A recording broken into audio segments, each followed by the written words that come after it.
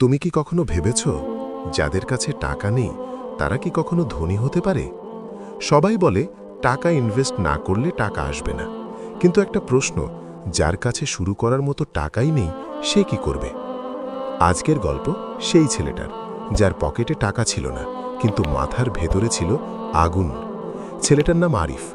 মফস্বলের ছোট্ট শহর, টিনের ছাউনি ঘর, বাবা দিনমজুর, মা অন্যের বাসায় কাজ করেন। আরিফের নিজের কোনো রুম ছিল না। রাতে আলো জ্বালালে বাবা রেগে যেতেন, কারণ বিদ্যুৎ বিল বাড়বে। কিন্তু একটা জিনিস ছিল, একটা পুরনো নোটবুক। সেখানে সে প্রতিদিন লিখত, আমি একদিন ধনী হব। বন্ধুরা হাসত, পাড়া প্রতিবেশীরা বলতো, আগে পেট চালা, পরে স্বপ্ন দেখিস। আরিফ চুপ থাকত, কারণ সে জানত ধনী হওয়ার আগে মানুষকে মূল্যবান হতে হয়। একদিন বাজারে দাঁড়িয়ে এসে দেখল একজন চা বিক্রেতা সকাল থেকে রাত পর্যন্ত ব্যস্ত। ছোট্ট দোকান, কোনো ডিগ্রি নেই, কোনো বড় পুঁজি নেই, তবুও প্রতিদিন হাজার হাজার টাকা বিক্রি। আরিফ ভাবল, লোকটা শুধু চা বিক্রি করছে না, সে সম্পর্ক বিক্রি করছে, সে হাসি বিক্রি করছে, সে অভ্যাস তৈরি করেছে। সেদিন আরিফ একটা বড় সত্য বুঝল, টাকা আসে ভ্যালু থেকে। তুমি যদি মানুষের সমস্যার সমাধান দাও, মানুষ তোমাকে টাকা দেবে। সেদিন সে সিদ্ধান্ত নিল, সে টাকা ইনভেস্ট করবে না, সে নিজের ওপর ইনভেস্ট করবে। তার কাছে স্মার্টফোন ছিল না, তাই সে বন্ধুর ফোন নিয়ে ইউটিউব দেখত, লাইব্রেরিতে বসে ফ্রি বই পড়ত, ইন্টারনেট ক্যাফেতে 1 ঘন্টা সময় কিনে শিখত graphic design, video editing, communication, marketing. লোকজন আড্ডা দিত, আরিফ প্র্যাকটিস করত। লোকজন ঘুমাতো, আরিফ স্বপ্নের জন্য কাজ করত। প্রথম 3 মাস কোনো ইনকাম নেই, 6 মাস এখনো না, 1 বছর তবুও কিছু না। কিন্তু সে থামেনি। একদিন সে ফেসবুকে লিখল, আমি ফ্রি লোগো বানিয়ে দিচ্ছি, ভালো লাগলে ইচ্ছে মতো পেমেন্ট করবেন। 10 জন রিপ্লাই দিল, 5 জন ব্যবহার করল, 2 জন 200 টাকা পাঠালো, 400 টাকা। তার জীবনের প্রথম উপার্জন। সেদিন সে কাঁদছিল, কারণ টাকার জন্য না, প্রমাণের জন্য। সে বুঝল, মানুষ টাকা দেয় তখনই যখন তারা তোমাকে বিশ্বাস করে। তারপর সে সিদ্ধান্ত নিল, প্রতিটি কাজ সময় মতো ডেলিভারি দেবে, প্রতিটি ক্লায়েন্টকে সম্মান করবে, অতিরিক্ত কিছু ফ্রি দেবে। ধীরে ধীরে তার নাম ছড়িয়ে পড়ল।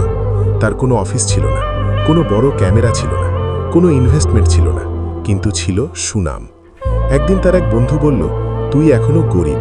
আরিফ হেসে বলল, গরিব সে যার স্বপ্ন নেই, আমি শুধু টাকার দিক থেকে পিছিয়ে আছি। 2 বছর পর তার মাসিক ইনকাম 15,000, তারপর 30,000, তারপর 50,000। একদিন এক বড় কোম্পানি তাকে ফুল টাইম কাজের অফার দিল, বেতন 30,000 টাকা। সে অবাক হয়ে ভাবল, সে তো কোনো টাকা ইনভেস্ট করেনি, সে ইনভেস্ট করেছে তার সময়, তার ধৈর্য, তার শেখার ইচ্ছা, তার ব্যর্থতা, তার আত্মবিশ্বাস। 5 বছর পর আরিফের নিজের ডিজিটাল এজেন্সি, 10 জন কর্মচারী, মাসে লাখ টাকার ইনকাম। এক সাংবাদিক তাকে জিজ্ঞেস করল, আপনি কত টাকা দিয়ে শুরু করেছিলেন? আরিফ হাসল, সে বলল, 0। তাহলে কিভাবে সফল হলেন? সে উত্তর দিল, আমি টাকা ইনভেস্ট করিনি, আমি নিজের ওপর ইনভেস্ট করেছি। টাকা পরে নিজেই এসেছে।